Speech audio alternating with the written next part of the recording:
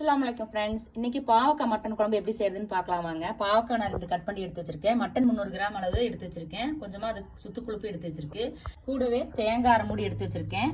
பூண்டு 5 பல்லு, கொஞ்சமா சின்ன வெங்காயம், பெரிய தக்காளி 4, கருவேப்பிலை, 1/2 டீஸ்பூன் சீரகம் எடுத்து வச்சிருக்கேன். புளி கொஞ்சமா எடுத்து நான் கழுவிட்டு தண்ணியில ஊற வச்சு வச்சிருக்கேன். நம்ம பூண்டு, வெங்காயம், தக்காளி இது எல்லாத்தையும் சேர்த்து எல்லாத்தையும் அரைச்சி எடுத்துக்க போறோம்.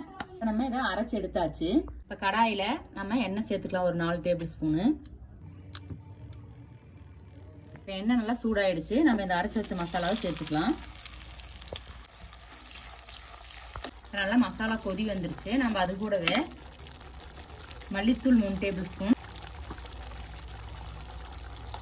மிளகாய்த்தூள் 2 டேபிள் ஸ்பூன், அது கூடவே சாம்பார் தூள் 1 டேபிள் ஸ்பூன், கொஞ்சமாக மஞ்சத்தூள் சேர்த்து நம்ம மசாலாவோட நல்லா கலந்து விட்டுக்கலாம். கொஞ்சமா நம்ம உப்பு சேர்த்துக்கலாம். இப்போ நம்ம கழுவி வச்சிருக்கிற மட்டனை சேர்த்துக்கலாம். இதையும் நல்லா கலந்து விட்டுக்கலாம். மசாலா நல்லா எண்ணெய் பிரிஞ்சு வர வரைக்கும் நல்லா வதக்கிக்கணும். இப்போ நம்ம அது கூடவே இந்த மசாலா தண்ணி சேர்த்து கறியை நல்லா வேக வச்சிடலாம். இப்போ நல்லா இது கொதி வந்துருச்சு. கறி பார்த்தீங்கன்னா நல்லா வெந்து வந்துருச்சு. நான் குக்கரில் வச்சு 2 விசில் விட்டு எடுத்துட்டேன். ஏன்னா வேக லேட் ஆகும் கறி வேகிறதுக்குன்னு சொல்லிட்டு. நல்லா வெந்து வந்துருச்சு. இப்போ இது கூட நான் தேங்காய் சேர்த்துட்டு போகிறேன். அரைச்சி வச்ச தேங்காய் சேர்த்து நல்லா கலந்து விட்டுறலாம்.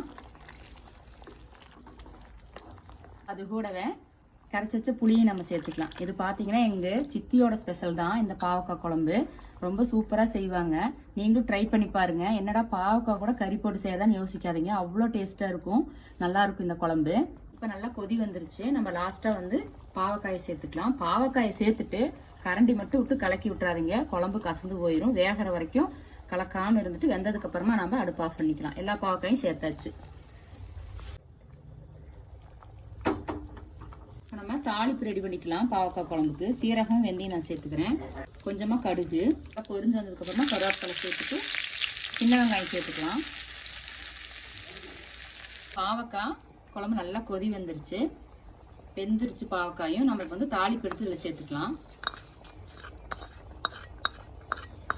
நம்ம லாஸ்ட்டாக மல்லியில சேர்த்துட்டு அடுப்பு ஆஃப் பண்ணிக்கலாம். இப்போ நம்மளுக்கு சூப்பரான பாவக்காய் கறி குழம்பு ரெடி. நீங்களும் வீட்டில் ட்ரை பண்ணி பாருங்க. இந்த வீடியோ பிடிச்சிருந்தா மறக்காம சப்ஸ்கிரைப் பண்ணுங்க.